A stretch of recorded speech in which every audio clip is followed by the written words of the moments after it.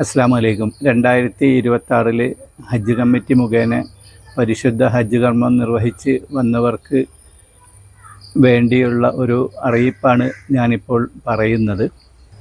3/7/2026 circular number 42 പ്രകാരം ഹജ്ജ് കമ്മിറ്റിയുടെ ഒരു പ്രത്യേക അറിയിപ്പ് വന്നിട്ടുണ്ട്.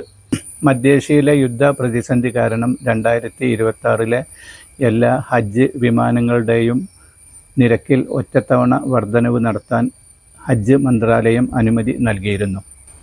ഇതനുസരിച്ച് 28/4/2026 ഹജ്ജ് കമ്മിറ്റിയുടെ സർക്കുലർ നമ്പർ 39 പ്രകാരം എല്ലാ തീർത്ഥാടകരോടും 10,000 ഉറുപ്പിക കൂടി അഡീഷണലായി അടക്കണം എന്ന് ആവശ്യപ്പെട്ടിരുന്നു. കുറേ ഹാജിമാരെല്ലാം ആ സമയത്ത് തന്നെ 10,000 ഉറുപ്പിക ഹജ്ജ് കമ്മിറ്റിക്ക് അടച്ചിട്ടുണ്ട്. എന്നാൽ ഇപ്പോൾ ഹജ്ജ് കർമ്മം പൂർത്തിയാക്കി വന്നതിന് ശേഷവും കുറേ ഹാജിമാർ ഈ തുക അടച്ചിട്ടില്ല എന്നാണ് ഹജ്ജ് കമ്മിറ്റി അറിയിക്കുന്നത്. ഇങ്ങനെ അടക്കാൻ ബാക്കിയുള്ളവർ 13/7/2026 മുമ്പായി ഈ തുക ഹജ്ജ് കമ്മിറ്റിയുടെ അക്കൗണ്ടിലേക്ക് അടക്കണം എന്ന് അവർ അറിയിച്ചിട്ടുണ്ട്.